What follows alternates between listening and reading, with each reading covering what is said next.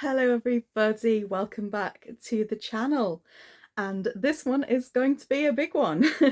I've decided, although it wasn't exactly my idea, because why would I put myself up to this, but I've decided for my 100th video to give you 100 book recommendations. Now, you might think this is going to take quite a long time, and yep. I suspect it will, and I've got my list and I'm going to film it in chunks, so if I do change outfit midway through like Superman, then that'll be why. I have had so much fun building the channel, and please don't go back and look at my early videos because it was before I learned how to edit, didn't even know which way up the camera was going, recorded them mainly from my bedroom floor, and I do feel the quality has improved somewhat a little bit over the last kind of year and a half that I've been making videos.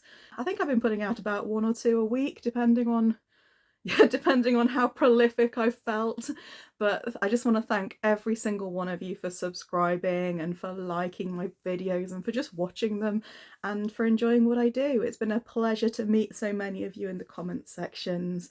I make them, to make further book friends and to discuss what I'm most passionate about.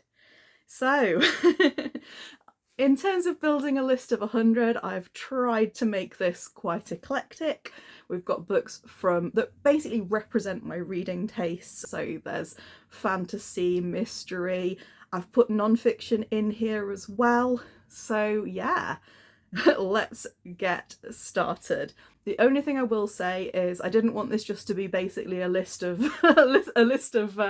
Robin Hobb and Harlan Coben books, so I've only allowed myself basically one book per series. You're not going to basically just have me basically reeling off the order in which I like the Realm of the Elderlings books.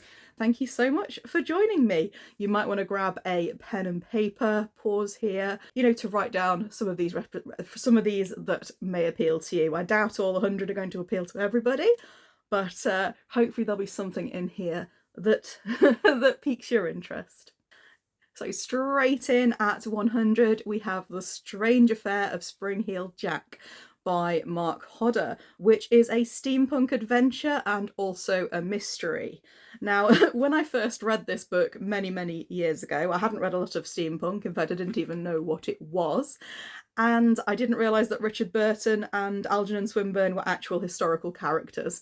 And I'd never heard of Spring-Heeled Jack either. So when I first read this book, perhaps there was a lot of novelty there that might not be so much now. But I really enjoyed this entertaining book. Mark Hodder has basically taken Swinburne and Burton and put them into this alternate history that's got a lot more kind of cogs and things going on. It's kind of a misty, foggy London. And yeah, Spring-Heeled Jack has been seen and it's up to them to solve the mystery. And I think there's some werewolves in there too. I mean, it's not an entirely serious book. Number 99, we have The Drift by C.J. Tudor. And this is a post-apocalyptic sort of mystery thriller.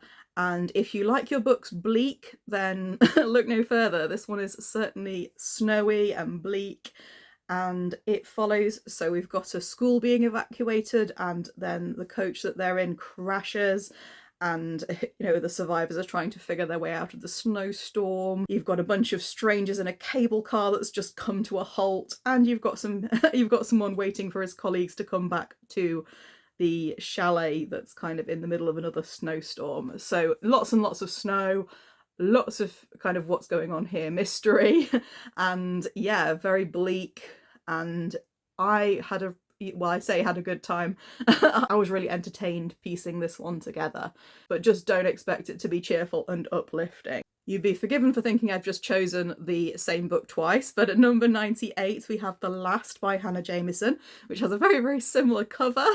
Maybe I have a bit of a type when it comes to this sort of thing. This is another post-apocalyptic mystery sort of thing.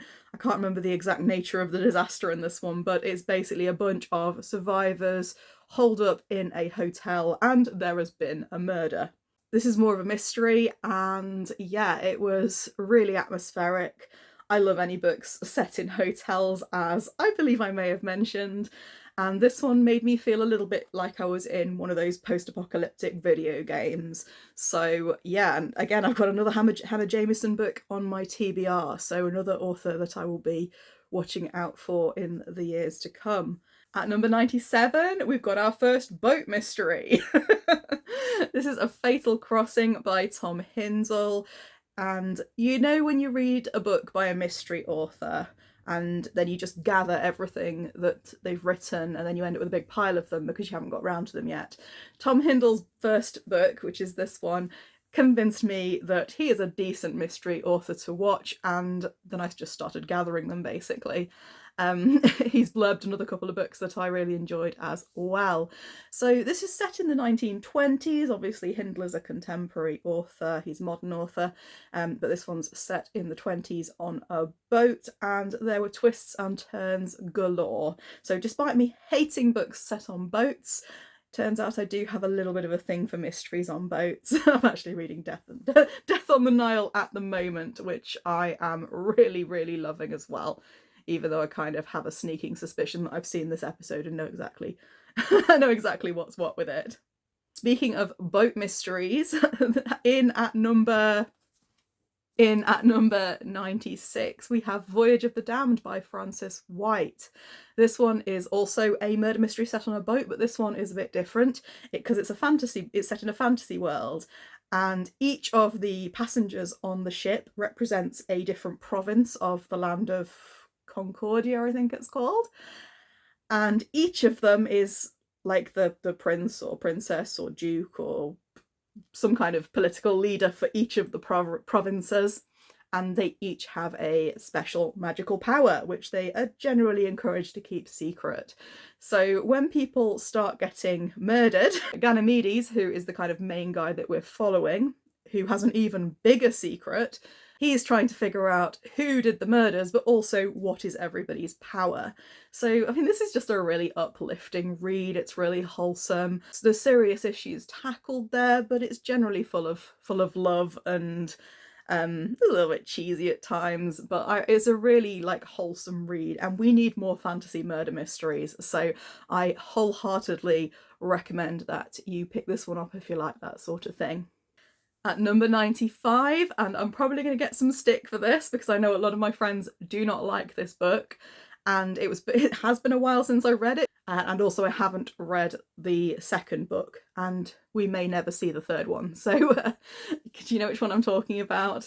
This is a fantasy novel, The Name of the Wind by Patrick Rothfuss. Now, this book gets a lot of criticism because the love interest is she's very stereotypically not like the other girls, and also everybody's upset that the third book isn't out yet and it's well past its due date. But when I read the first one, and granted it was a while ago now, I just remember the quality of the writing and the fantasy world building being superb. And we've got elements of a magical school. I think there was a dragon. It was, like I say, it has been a while. The story arc didn't feel complete as a single book, but I remembered really enjoying this at the time. So it is on my list just for pure quality, but I do appreciate that a few people, like I say, unfortunately, I think it's mainly for the second one that people are upset about. Yeah, but I loved it at the time, so it's on the list, it's staying there. It's my number 95. At number 94, we have something completely different. This is a contemporary Japanese novel, and it's Convenience Store Woman by Sayaka Murata. Now, I absolutely love this book. It is a short book. It's a story about a neurodivergent woman who just wants to be left alone to run her beloved convenience store, and her family keep nagging her about when are you going to get married, and she just wants to be left alone. She has no interest in that sort of thing at all, but they just keep pecking at her. You really feel for Kiko. You really are just rooting for her to be left alone, and it's a brilliant novel about acceptance, about expected conformity, and about, you know, why we can't just let people get on with doing their own thing. You know, she just wants to do her own thing, but everybody's badgering her not to, and it's just a cute little story. I know that Murata's later writings do get a little bit all the trigger warnings, but this one was okay. There was nothing too nothing too scary in this particular story. I just found it rather sweet. Now at number 93 we have an absolute graphic novel masterpiece, and this one obviously you do have to be in the right frame of mind to read. So it's The Complete Mouse by Art Spiegelman. Now Art Spiegelman uses the graphic novel, the comic form, to tell the story of his father, who was a survivor in Nazi Europe. And it's so a lot of this story is talking about the Holocaust and just what it was like to live through it. And it's also a book about his relationship with his father. And I think one of the things that people know about this book, something that is quite well known about it, is that the Jews are drawn as mice and the Nazis are drawn as cats, which is something that I think has had some criticism, and some people think that that's brilliant, other people think that they've raised issues about it, but it's just the simplicity of the art, and it just really does. It was a really, really moving true story, and it scared me. Really, really did scare me and get under my skin. So yeah, it's absolutely terrifying. It's full of a lot of humanity, but also, you know, a lot of the kind of darker side of humanity too. So yeah, I would absolutely, this has to be on the list really, because it's just an absolute masterpiece. At number 92 we have Under the Eye of the Big Bird by Hiromi Kawakami.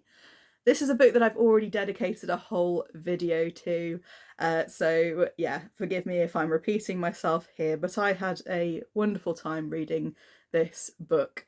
It's set in the far, far, far, far future. I don't know whether you'd call it kind of post-apocalyptic, but certainly post-current civilization, because there's just so many different ideas about how the future might be.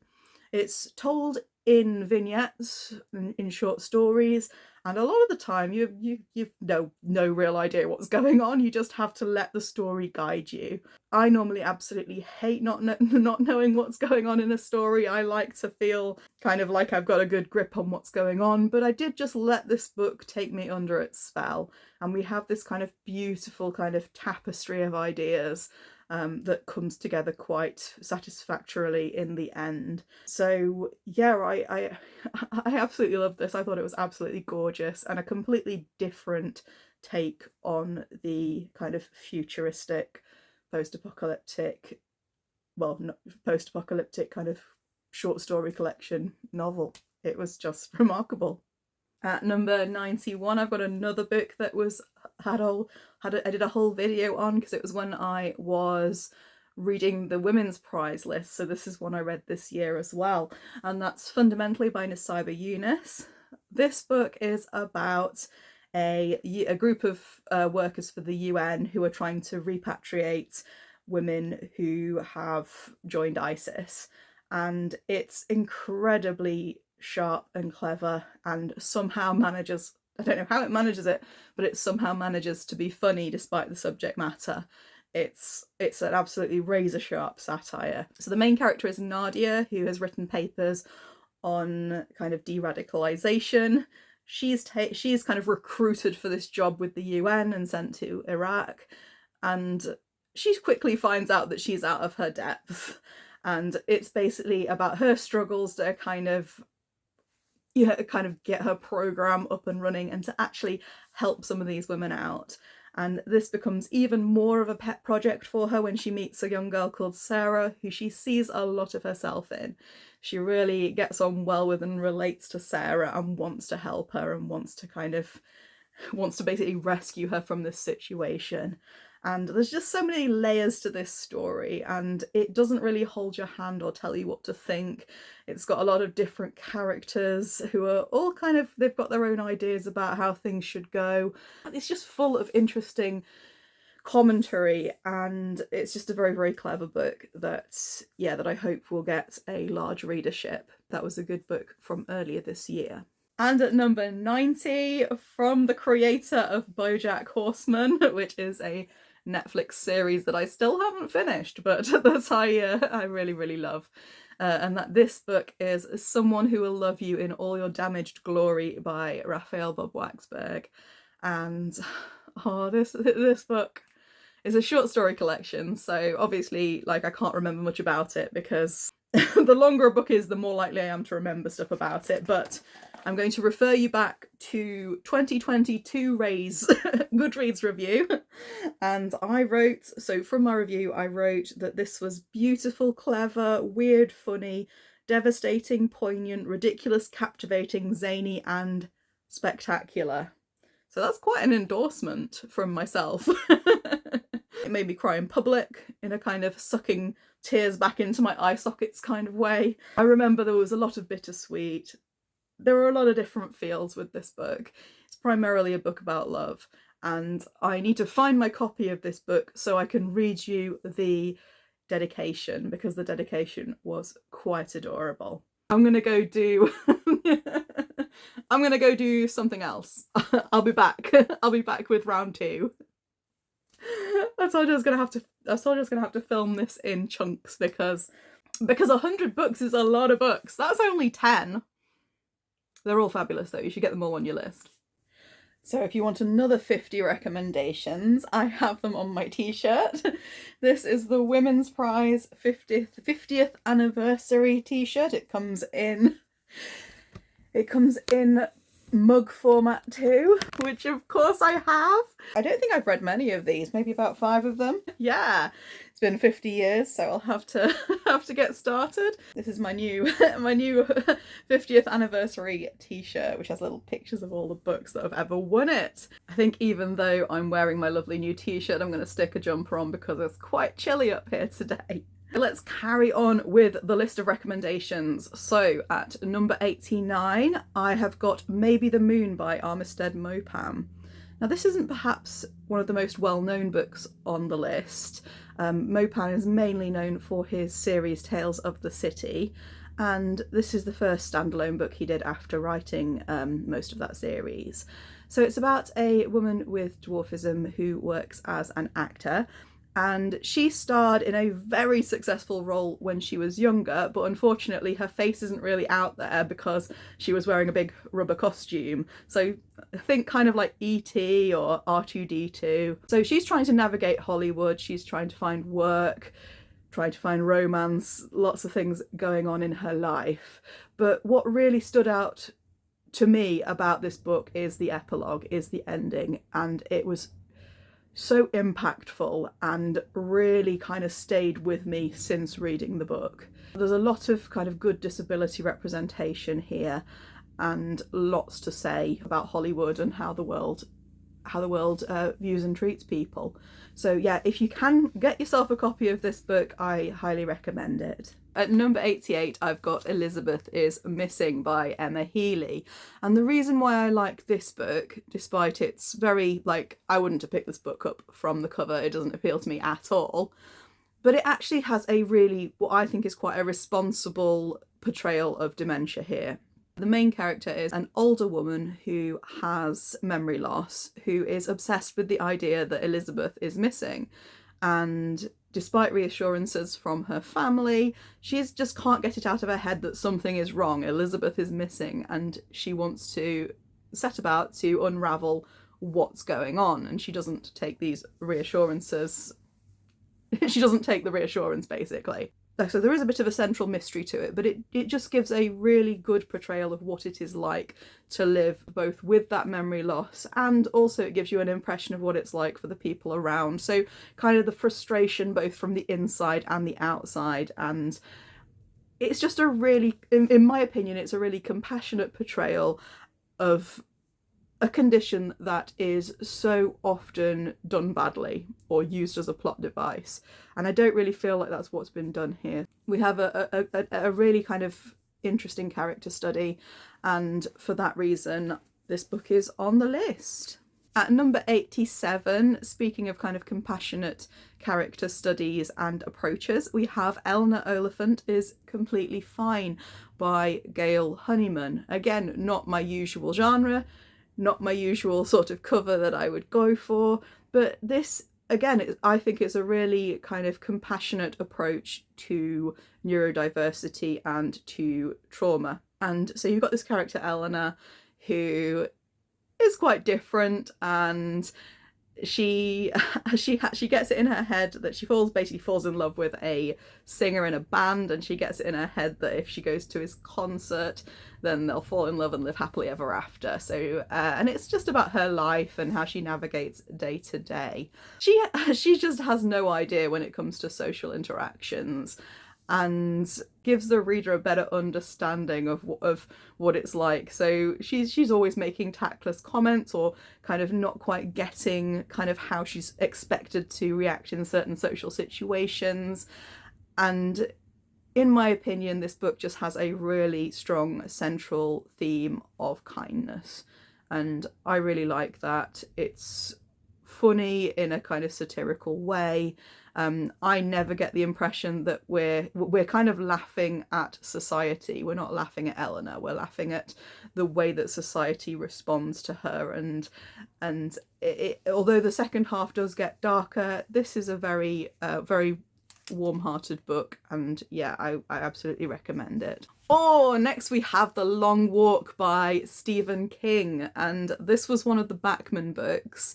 It's a novella, and in my opinion it's the strongest of the Bachman books that I've read.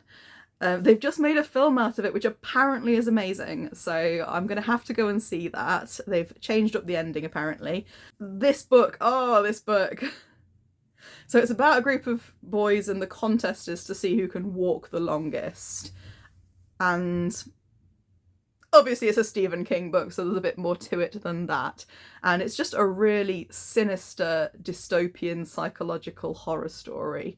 I really, like I say, this one really got under my skin. It's really tense, it's really unpleasant, and it's one of Stephen King's best pieces of writing in my opinion. So if you like Stephen King, or even if you don't, give this one a go. It's very short. Next on the list, Mystery Man by Colin Bateman. Now this is a mystery novel that's quite funny. It's about a guy who owns a bookshop called No Alibis in Belfast. I think there actually is a bookshop called No Alibis in Belfast. Don't know if that's anything to do with Colin Bateman or not. But yeah, so this guy works in a mystery bookshop and then gets embroiled in a mystery of his own when I think it's a neighbour is murdered. And the main character is a complete ding-dong. Like, he's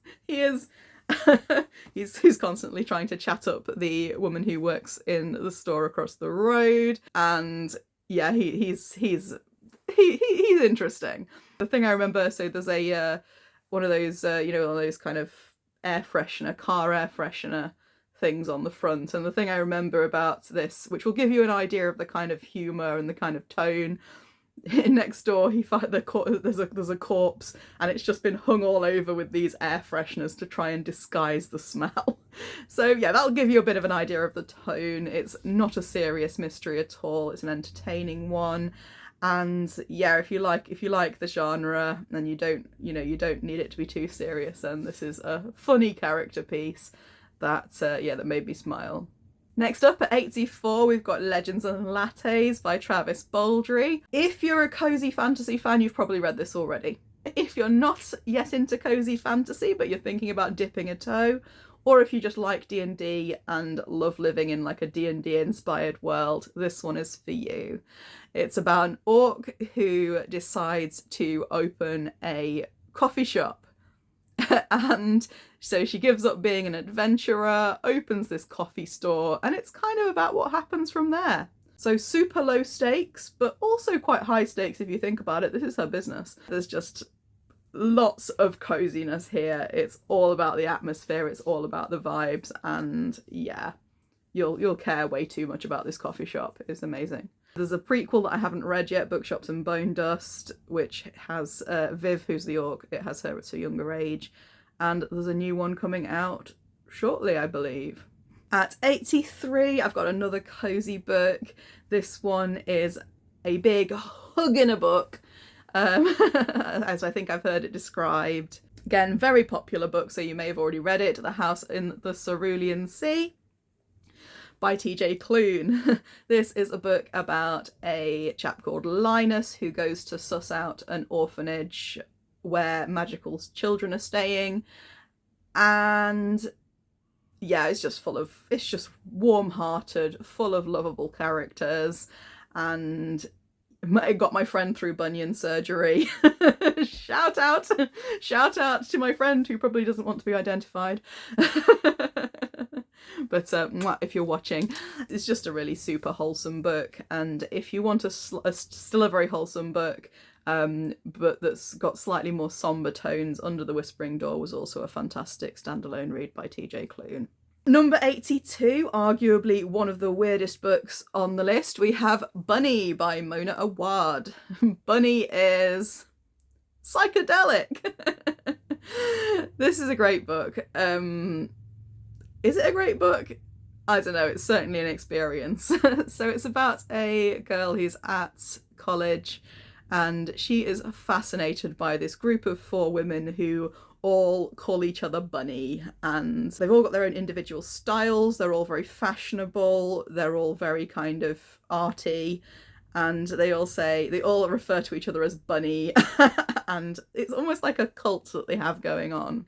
The bunnies invite her along to an event, and fascinated despite herself, she decides to go along, and yeah, you find out all sorts of shenanigans that the bunnies are up to, and it just gets weirder and weirder as it goes along. We've sort of got dark academia vibes, it's all quite trippy. You can't deny the appeal of Bunny. This book is great, and there's a new one out, so I'm probably due for a reread. But yeah, if you like your weird fiction, give this one a go. At number 81, much more serious, we have The Seven Husbands of Evelyn Hugo. So Evelyn Hugo is a Hollywood starlet coming to the end of her career, and she decides to give a tell-all expose of her life to an up-and-coming journalist, Monique Grant. And so basically she tells her life story. She's been married 7 times, but under that there's a much more compelling love story that she tells about, throughout the story. Yeah, this book has an incredible ending that, totally floored me. It's a wonderful book, and give it a go. Even if you're not interested in Hollywood, because I'm not massively interested in Hollywood at all, but then there's 2 books in the last 10 that I've given you that have Hollywood settings and stuff. So it was a good book. It was a good book, regardless of whether you're into your glamorous stories or not. It's a good book. Number 80, we've got The Man Who Died Twice by Richard Osman. This is the 2nd book in the Thursday Murder Club series. They might get better and better. I haven't read the next 3. I've been meaning to, I haven't got around to it, but in my opinion the 2nd one was even stronger than the 1st. And they're very, very popular, so you probably already know that it's about some older adults living in a retirement community who decide to do some sleuthing. They have a little club to discuss past cases, but then they get embroiled in murder in their own lives. So they're very good mysteries, kind of lightly parodying life, and they're just really entertaining. And there's a film out for the first one, and I loved the film. I thought it was brilliant. I just really loved the aesthetic. They kind of made it a bit shinier, I think. And it had been long enough since I'd read the first book for me to kind of have forgotten who did everything. So yeah, I really enjoyed that. I really enjoyed watching Pierce Brosnan pretending not to be posh. It was almost as good as his singing in Mamma Mia. I loved it. I thought the casting was great. I just loved everything about it. Good series, deserves the hype. Speaking of cozies, at 79 I've got The Appeal by Janice Hallett. This is another cozy mystery author who's up and coming and who has lots of books out, so if you like this one, there's plenty more.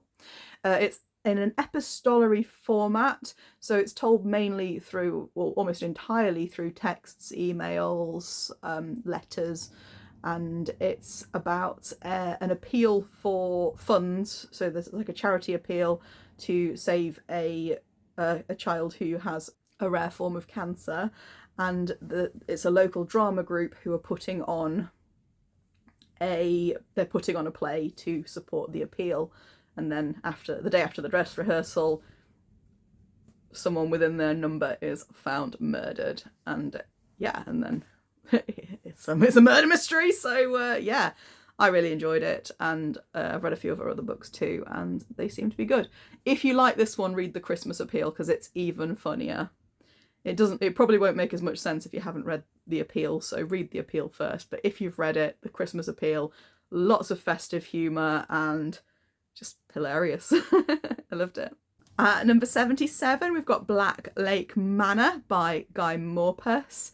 I love this one. This is a sci-fi murder mystery, and if you've followed the channel for any length of time, you'll know that I love a genre hybrid murder mystery. It's one of my favourite things. Combines kind of magic and stuff and a central mystery. So yeah, it's been a while. Stuart Turton hasn't announced any new books yet, so if you need something to kind of fill the gap while we're waiting for him to write something new, Guy Morpus is one to watch. So this is set in a party. It's a big mansion party that someone is throwing, and our central character turns up.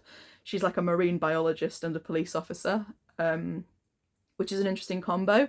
So she turns up to this party, and the billionaire, the controversial billionaire that's throwing the party, is showing off some new tech. I think it might also be his birthday, but I'm not entirely sure about that. Anyway, so he's throwing this party, and then there's a big storm which traps everybody in the house, and then their host is found murdered. And then time gets unwound somehow, because there's time travel here. there's lots of kind of sci-fi elements in this story, and I really enjoyed it. Also, if I remember correctly, there's quite a bit of cannibalism, so if that's not your thing, then maybe steer clear, if that's a trigger for you. But yeah, I enjoyed that book immensely. Something a bit different. At 77, we have another sci-fi mystery. Yeah, I have a type. This one is called My Murder by Katie Williams, and it's about so basically a group of women who were murdered by a serial killer are brought back to life in a highly publicised kind of project for the new technology, and they're basically given new clone skins. So they're basically given clones of their body, and they're brought back to life, which you'd think would be, you know, a kind of cause for celebration and kind of new, you know, you've cheated death in a way. But our main character doesn't feel like that at all. She has her memories, but she doesn't feel like she's in the body with which, you know, they were created. So there's an enormous amount of philosophical questioning here about what it means to, you know, to have that legacy to your body, and when one of the other victims makes a viral video game of the murders, like, there's just lots of kind of philosophical questions in there. And then we find out that not all may be as it seems. There is a central mystery to unwrap. So yeah, I absolutely loved this book. I thought it was fantastic. First time reading. I think she's a debut author, I'm not sure. Yeah, I'd definitely be interested in reading more from her. Another murder mystery that gives more than just a standard entertaining mystery is I Have Some Questions for You by Rebecca Makkai, which is my number 76. This was it's not really a cold case because someone is in prison for the murder already. Bodie Kane goes back to her old college or school or academy, I don't know, it's kind of, they're all kind of late teens, and she goes back to teach a podcasting course. And when she's there, she is thinking about the murder of her roommate all those years ago, and starts wondering whether the person who was arrested for the murder, which is her kind of the athletic trainer at the school, she starts wondering if he actually did it, and encourages one of her podcasting students to investigate the case. Now, this book talks about so much more than just the mystery. It talks about racism, sexism, injustice. There's a lot about power dynamics. So it really is a multi-layered story that will really get you thinking, as well as being a kind of compelling murder mystery as well. If you like dark academia vibes and complex mysteries, this one was really outstanding, I think, and I definitely want to read the book that Mackay wrote before that, The Great Believers. It's on my TBR quite high up. Number 75, we have something completely different. This is Our Wives Under the Sea by Julia Armfield. Now, this is kind of a sapphic horror story. And it's about a woman who goes on a deep sea diving mission, on an exploratory mission, and doesn't come back. Well, eventually she comes back, but she's not the same. And her wife it's about kind of from her point of view and her time under the ocean, and it's also from her wife's point of view when she comes back changed. And it's like she's kind of searching for the deep. She turns taps on, she's kind of seeking out the watery depths, and it's all very eerie. It's all very unsettling. And yeah, I thought this was a great book. Really creepy. Really creepy book. And kind of subtle in its horror. It's not kind of a splatterpunky type horror. It's a psychological kind of something's not quite right here type thing. I love that kind of writing. At number 74, we have Spiders in Space. Children of Time by Adrian Tchaikovsky. This is a sci-fi book.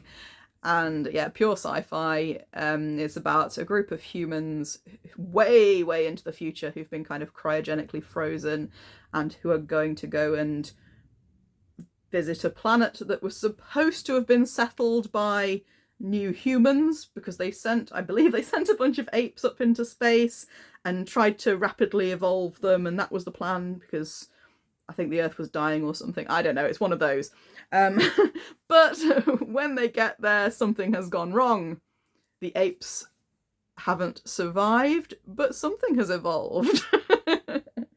This is one of those books where I never thought I would be rooting for a bunch of highly evolved spiders over humanity, but the human characters in this book are so, yeah, that you're kind of rooting for the spiders, I'll be honest. This is a great book, and I've heard that the other two books in the series are good too. I've heard that they're quite meticulously researched in terms of the biology, but obviously this is science fiction, so there are some things that probably wouldn't quite work. But yeah, definitely an interesting book to read. Get it on your TBR if you like a bit of sci-fi.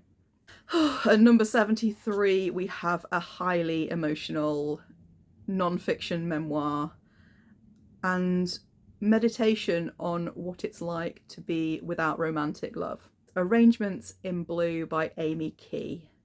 So Amy Key's a poet, and she always yearned for kind of a romantic partnership, and as she gets older she starts to wonder if this is ever going to happen. And this is a lovely book. It's a meditation on all the different ways in which her life has meaning and all the other things that bring meaning to her life. But throughout it all there is a deep yearning, because some people aren't bothered about romantic love, and they're not, it's not something they want, it's not something they particularly care about, they have other priorities, but it is something that for Amy Key she has always kind of coveted and wanted, but it has to be right. And yeah, I relate to that so hard. I think that having an idea of something that you want in your head that's not been fulfilled can be such a heartbreaking thing, and this book is it's just great. It just really spoke to me, even though the album that it's reflecting, so Arrangements in Blue, it's I think it's a play off Joni Mitchell's Blue album or something, And I tried listening to it and it didn't speak to me in the same way that the book did. So even if you're not kind of centrally into Joni Mitchell or anything like that, I do like some of her songs. I'm not saying I don't like some of her songs. But even if you're not aware of her work, this book is still a very reflective and very moving piece of writing. At number 72, I would recommend The Silver Blood Promise by James Logan. If you like fantasy romps, especially if there's a murder mystery, you will enjoy this one. Most of the people I know come to this book from a loving fantasy point of view, but there is a central mystery to it as well. In fact, there's two, because our main character, Lucan Gardova, goes to the city of Safrona expecting to be following, trying to find out what happened to his estranged father, who's died. But when he gets there, he gets embroiled in all sorts of other drama. There's other mysteries going on, and he teams up with a young girl called Flea to solve them. It's kind of got heist vibes. It's one of those fantasy cities that you like to be in because it's got atmos, and yeah, lots of sneaking around, lots of things going on, and yeah, it was a really enjoyable fantasy romp. Hello, I was about to read out number 71. And I got cut off last time, so I'm back and I'm super fuzzy today in my fuzzy cardigan. So yeah, let's continue to count down. So at number 71, and I am usually allergic to whimsy. Like, if anything's whimsical, I'm not hugely interested usually. I like things gritty and noir. So this might come as a surprise, but I do really love this book. It's a romantasy and it's a duology, and that's Strange the Dreamer by Lani Taylor. This is about a young man called Laszlo Strange who gets the opportunity to visit the city that he's been obsessed with his whole life, Weep. And when he gets to Weep, there's this big angel kind of blotting all the light out from the city beneath, and yeah, the giant angel might not be as unoccupied as they thought. It's just full of magicalness and dreams and romance, and yeah, it's just adorable. So yeah, I really love this book. And you do have to read it as a duology. I think it even ends on a cliffhanger, so you do need to read both of them. So yeah, but I highly recommend you pick it up, even if you don't think it's going to be your sort of thing. At number 70, I seem to have put The Castle by Franz Kafka. Now, I'm not entirely sure why this book is a recommendation, because I don't remember enjoying this book. In fact, I remember it being extremely annoying and frustrating. But that's the point. So this is a book about bureaucracy. A chap arrives at a city and he is basically trying to get into the castle so he can achieve whatever goal it is that he's trying to achieve. I don't think it matters, because he's not getting into the castle. They are not letting him in there. No matter what he does, it's like dealing with any kind of when you're on hold for 30 minutes and it's like, oh no, you called the wrong number, you need to call this number. That's what this book is about. That's what this book evokes, and it does it so well. And it ends mid-sentence. So is that a recommendation? It was definitely worth reading. It. I got something out of it. So yeah, it's on the list. It's staying on the list. At number 69 is a brilliant sci-fi epic that is Dune by Frank Herbert. Now, if you think of Sting in his underpants when you think of Dune, you need to read this book. You need to undo that. That image and read the book instead, because there is lots going on. It's kind of a family drama. You've got the Atreides family who basically move to the planet. They move to Dune anyway. Which is like the spice planet. So they grow this thing called spice, or they harvest this thing called spice. And then drama ensues. The main character's called Paul, which is very science fiction. Yeah, this is just a brilliant sci-fi novel. One of the best, I would say. So yeah, I haven't actually finished the series. I do keep intending to. I'm due a reread about now. So yeah. And I think there's big sandworms as well, kind of like Tremors, but like without Kevin Bacon. But you do have Sting. And quite a lot of bouffant hair. Yeah, no, I definitely preferred the book to the 80s film, and I think the book had more kind of, it was more colourful, more kind of, it felt more vibrant, I think, than the more recent adaptation, which is a little bit gritty, a little bit kind of military. So yeah, highly recommend. Number 68, we have Our Share of Night by Mariana Enriquez. And this book was phenomenal. So Enriquez is mainly famous for her short stories. They have kind of strange covers with like tongues sticking out of eyeballs and stuff, which is not my thing. But this was a chunky family saga that basically spans absolutely decades of Argentinian history.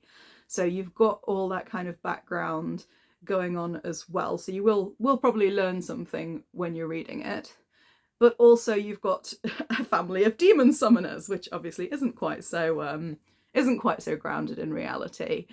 And yeah, it's you'll care about some of these characters, and there's a lot of kind of, well, it's not so much morally grey as they're just complete antagonists, but you're still kind of fascinated by them. Really interesting book, and quite a bit of body horror. So if you're a bit put off by that kind of thing, then you might need a bit of a strong stomach. But it's creepy. It's absolutely packed full of storytelling and horror. At number 9, have I been saying 90? I hope I've been saying the right numbers. My glasses are on my head. At number 67, I would recommend The Glass Hotel by Emily St. John Mandel.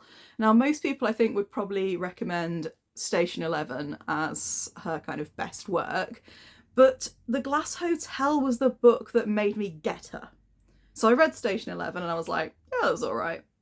It did kind of haunt me afterwards, but The Glass Hotel was the one that really made me kind of understand, I think, where she was coming from as a writer. And it's basically about the collapse of a Ponzi scheme and everybody who was affected by it.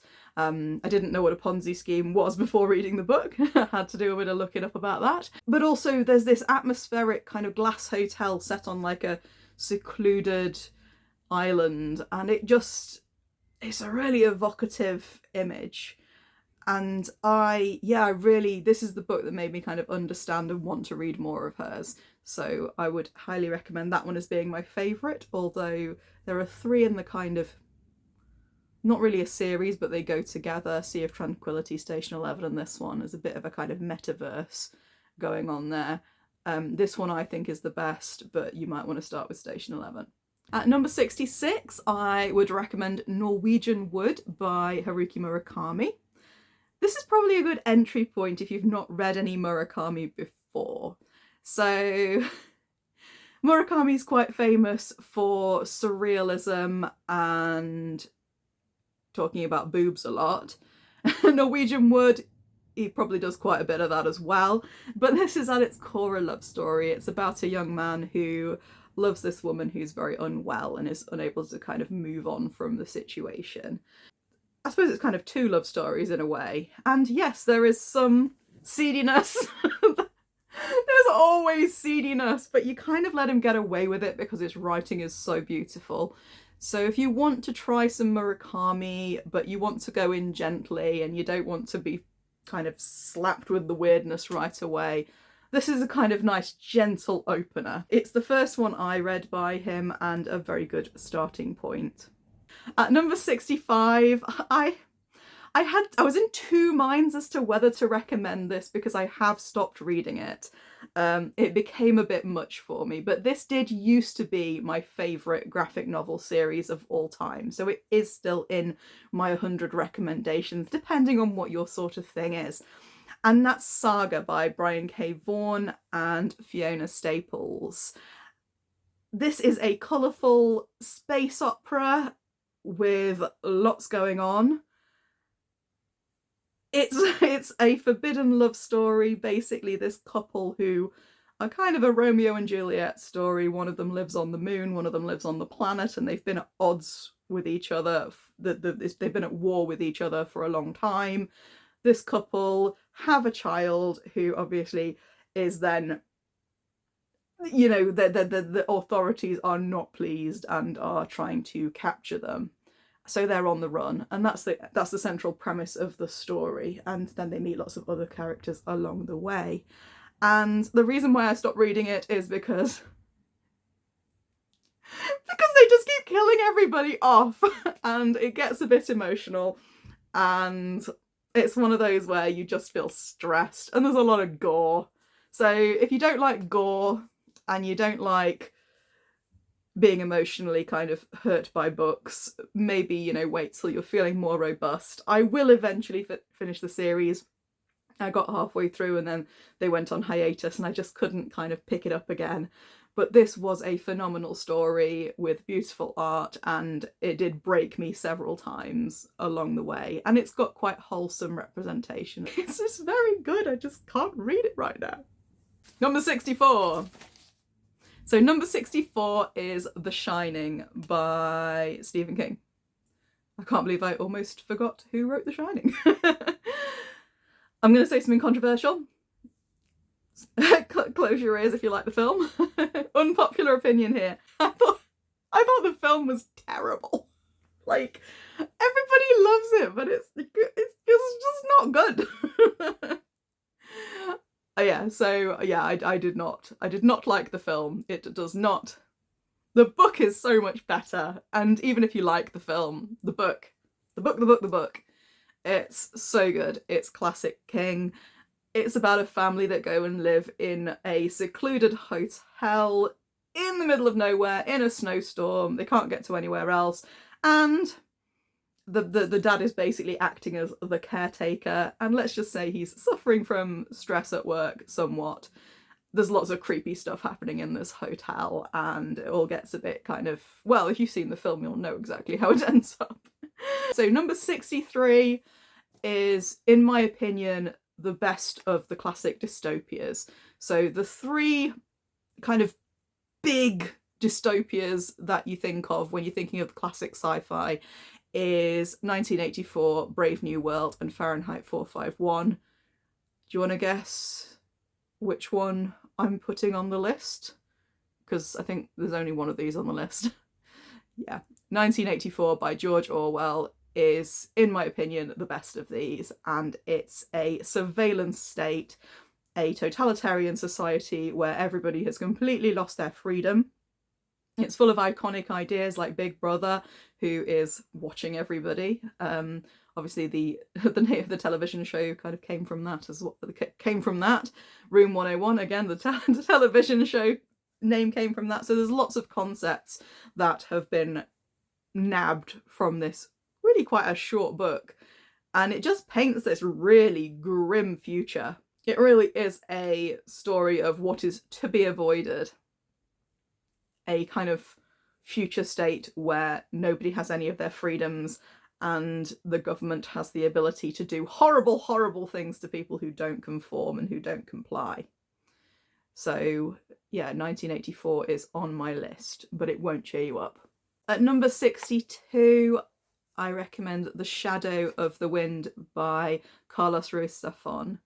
Now, what Zafón does really, really well is misty, atmospheric cities. And this book made me want to go to Barcelona.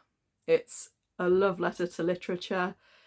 It starts off in the Cemetery of Forgotten Books, which is the name of the series, and a young boy is searching among the books and he comes across a book called The Shadow of the Wind. And he is just fascinated by this book and wants to find out more about the author. So he's kind of tracking down what's happening, and it turns into him trying to protect the author's work, essentially, and all the time, you know, it gets a bit Da Vinci Code. Just a really beautiful story. It's just a really beautiful story, and yeah, I highly recommend it if you're a fan of books, if you're a fan of beautiful writing. At number 61, I have put The Girl with the Dragon Tattoo by Stieg Larsson. This is the first of the Millennium trilogy, and it's a closed island cold case murder mystery set in Sweden. And there's a lot of coffee drinking. So Michael Blomkvist goes to this island to try and find out what happened to this young girl who disappeared. There doesn't seem to be any way that she could have made it off the island, so he's trying to unravel what happened all that time ago. And he teams up with the girl with the dragon tattoo, Lisbeth Salander, who is a great character. And yeah, the two of them set about trying to solve the mystery. A little bit of a content warning for this one. There is a lot of sexual violence, and I mean a lot. The Swedish title was Men Who Hate Women, and that's certainly borne out in the content. So although I do respect this as an excellent cold case thriller, it does have quite a bit of violence in it, so just be aware of that. At number 60, possibly the most obscure book on the list, but also something that brings me a lot of nostalgia, is Telos by Todd DeZago and Mike Wieringo. And this book was the very first comic that I ever read, unless you like count Garfield and stuff, which, yeah. But it was the first kind of comic adventure story that I'd ever come across. And the art is just beautiful. And if you get, I think it's the whole story arc is collected. I think it's called Volume 1, but it is the whole story arc. And just, I read this again, I revisited this as an adult, and it was still really lovely. And weirdly, I'd forgotten because it does have a twist in there at some point, and I'd forgotten what it was. I knew there was a twist, I couldn't remember what it was, and I was thinking it was all the things that I thought. Yeah, so I'm not going to spoil that in case you do decide to read this book, because it is absolutely lovely. And I think there was going to be more Telos stories, but unfortunately Mike Wieringo passed away in 2007, so there won't be any more Telos. But still, this stands just as a really beautiful book, and you probably haven't heard of it, but you can still, I mean, I got hold of my copy not that long ago, so it is still available, I believe. At number 59, I have got another comic manga. This one's a manga. 5 centimeters per second by Makoto Shinkai and Yukiko Seika, who did the art.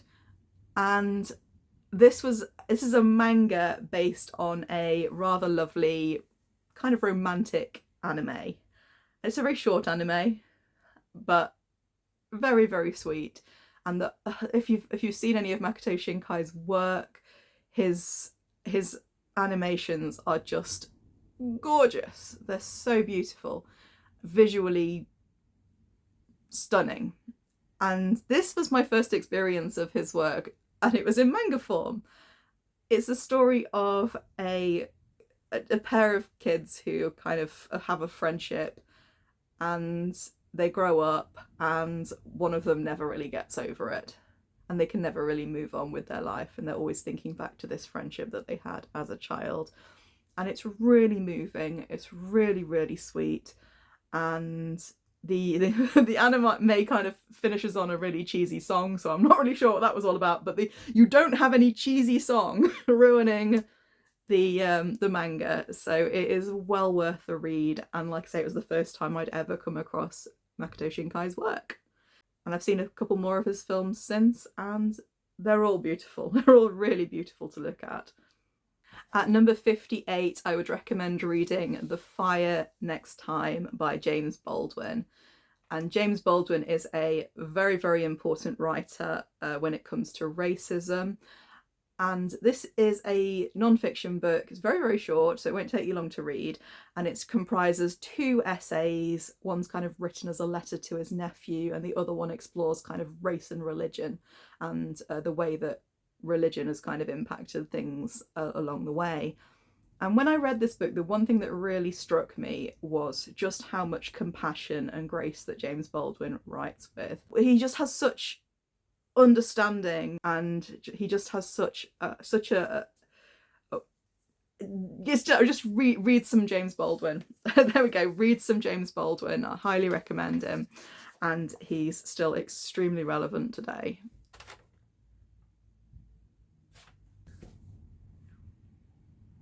I've got some of these the wrong way around. Next one was Shadow of the Wind. At number 57. I'm gonna have to do some editing here. At number 62. Oh, you know what? I'll just switch them round. What difference does it make? Originally, I did have Shadow of the Wind at number 57. And there's two Shadows, that's the problem. Shadow of the Gods by John Gwynne I had at 62. So I'm gonna, yeah, see, number 62 or 57, Shadow of the Gods by John Gwynne. This is a fantastic Viking-inspired fantasy with badass female characters. Feels like you're in Skyrim. Lots of marauding. Lots more fighting. Some ale. Yeah, it's brilliant. It follows three central main characters. There are dormant gods. There are creatures within the world, there is magic, and yeah, lots of kind of vendettas and things going on, and just some, like I say, some brilliant characters. And John Gwynne writes fantastic, high quality fantasy. So if you're a fan of George R.R. Martin, Robin Hobb, and you're looking for more stuff to read because you've read all of their things, get on to John Gwynne because he is fabulous. I'll return to regular programming. Number 56, I've got The Complete Robot by Isaac Asimov. Now this is a chunky short story collection, and all of these stories are about robotics. And quite a lot of them have little twists to them, so it feels a little bit like you're reading detective stories, a little bit like you're reading mysteries. And so you start off thinking that it's going one way, and then your expectations are subverted. And there's lots of different ways in which robotics and futuristic technology is explored here. So I highly recommend this. A lot of them are quite emotional and philosophical as well. At number 55, I have put The Handmaid's Tale by Margaret Atwood. This is a terrifying book about how quickly one subset of the population can be subjugated. So in this case, the women are suddenly having their rights stripped off them, and it goes from being a progressive society to being back where women are being controlled, their reproduction is being controlled, and they are essentially not able to, they're going back to not being able to own their own property, that kind of thing. And it is scary. And I think the scariest thing when I read this book, well, this is a recommendation video, so I can't talk about it. I can't tell, I'm not going to give you spoilers, but there were particular moments in this book that made me shudder. And a lot of them were where the male characters were not understanding what the problem was.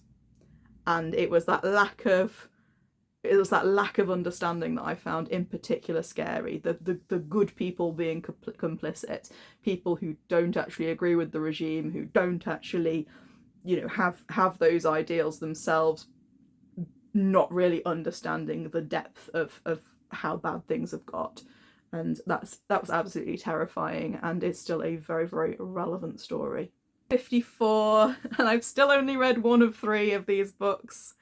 In fact, that's quite a theme on this list. I do tend to read the first book of a trilogy and then stop reading, but I shouldn't, because this was fantastic.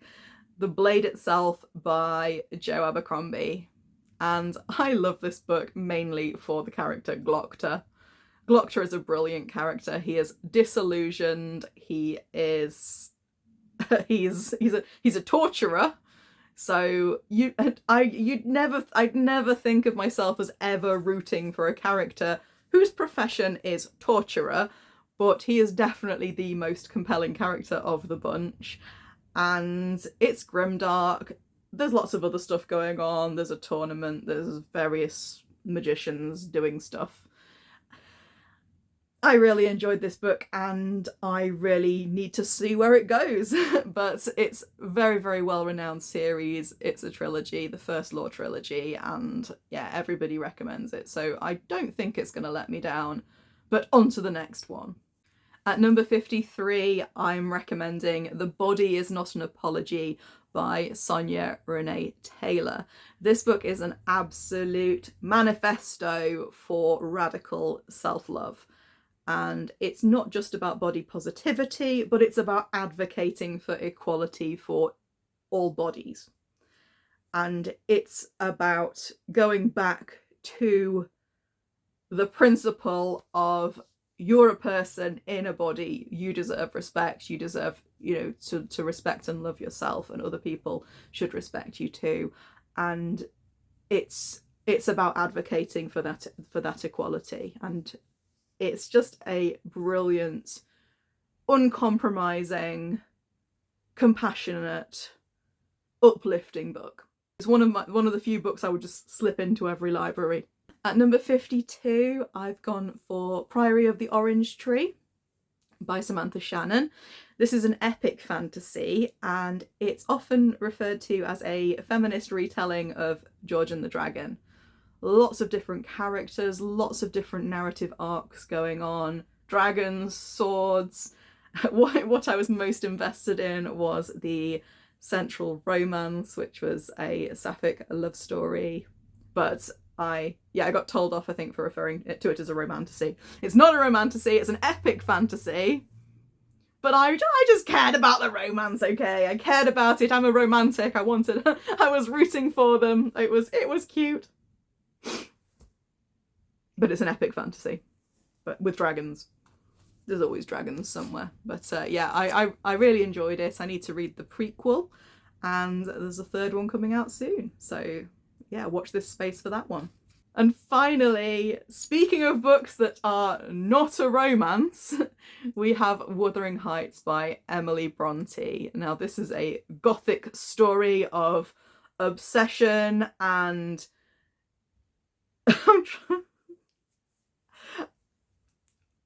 Heathcliff is such a tool. So Wuthering Heights is not a romance, no matter what the films would like you to believe. I was completely taken aback when I read this book. It was not what I was expecting at all. It's unhinged, it's gothic, it's like set in like blustery I think wuthering means like, I think it means like the trees going. Yeah, it's atmospheric, it's brilliant. There's obsession, revenge, generally behaving in unhinged ways in order to yeah, this book did not go the way I was expecting it to, from the way it's traditionally portrayed. And have you seen the new trailer for this? There's a new trailer just out. It looks like they 50 Shades did it. 50 Shades did it. I'll probably watch it. And yet, oh, to be fair, I think it's a brilliant book, and two of my favoritist people in the world, it is actually their favourite book. So it's not my favourite classic, because it is a little bit it's a little bit miserable. But it's a fantastic story of obsession and unhinged-ery. So that takes us to number 50, and we're going to stop there for now, because I've decided that this video has to be in 2 parts. I was going to do it all as one, but I've been talking for too long. So, which is the usual problem, to be fair. So that is the end of part 1. That is my rundown from 100 to 51. So next time it's going to be 50 to 1. And so yeah, and I've tried to put them vaguely in order. I mean, if you've got 100 books that you like, they're never going to be in a perfect order. But I've tried to get them in some semblance of, you know, so they get better as it goes along. So next time, the recommendations should be even better. I've been reading for a long time. These are kind of I've been sieving them out. This is what we're left with. So I hope you'll join me next time. That'll be the 101st video. And yeah, let's see what I've got as my number one. I mean, to be fair, you can probably guess what I've got as my number one. If you've been following the channel, you'll know exactly what's up there. But hopefully there'll be some surprises for you along the way. Anyway, it's been an absolute pleasure. Thank you for, I hope you've enjoyed the video, and yeah, give me a comment if you've read any of these, give me a like, and don't forget to subscribe if you want to know what's going to be in the next installment. Bye everybody.